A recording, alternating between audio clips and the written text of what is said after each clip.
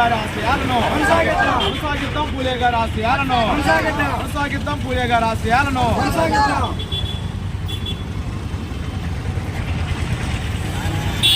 నమస్కారం అండి. ఈరోజు సామాజిక కార్యకర్త అయినటువంటి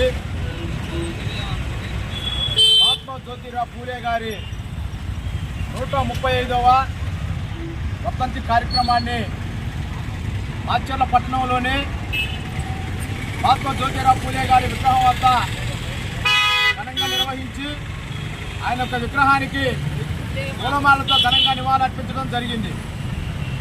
మహాత్మా జ్యోతిరావు పూలే గారు మహారాష్ట్రలోని సతారా జిల్లా కద్దు అనే గ్రామంలో జన్మించారు. ఆయన చిన్నతనం నుండి అనేకమైనటువంటి ఆటుపోట్లను ఎదుర్కొని ఈ యొక్క సమాజంలో ఉన్నటువంటి అంతరానితనాన్ని వివక్షను నిర్మూలించడానికి ఉద్యమించినటువంటి ఉద్యమకారుడు మహాత్మా జ్యోతిరావు పూలే గారు.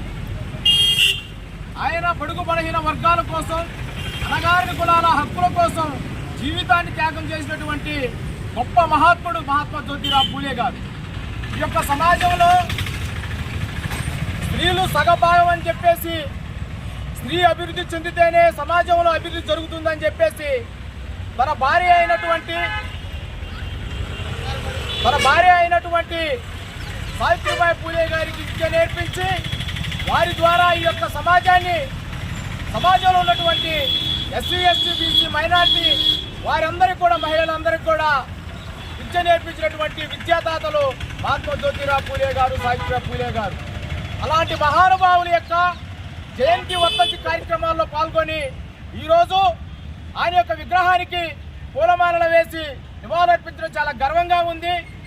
ప్రతి ఒక్కరు కూడా సామాజిక దృక్పథంతో సంఘ సమాజానికి ప్రతి ఒక్కరు కూడా వారి యొక్క ఆశయాలను వారిని స్ఫూర్తిగా తీసుకొని సమసమాజ స్థాపనకు కృషి చేయాలని చెప్పేసి ఈ సందర్భంగా నేను తెలియజేస్తూ, నాకు ఈ అవకాశం ఇచ్చినటువంటి మిత్రులందరికీ కూడా మరోసారి జై భీమ్ తెలియజేసుకుంటూ సెలవు తీసుకుంటూ ఉన్నాను. జై భీమ్.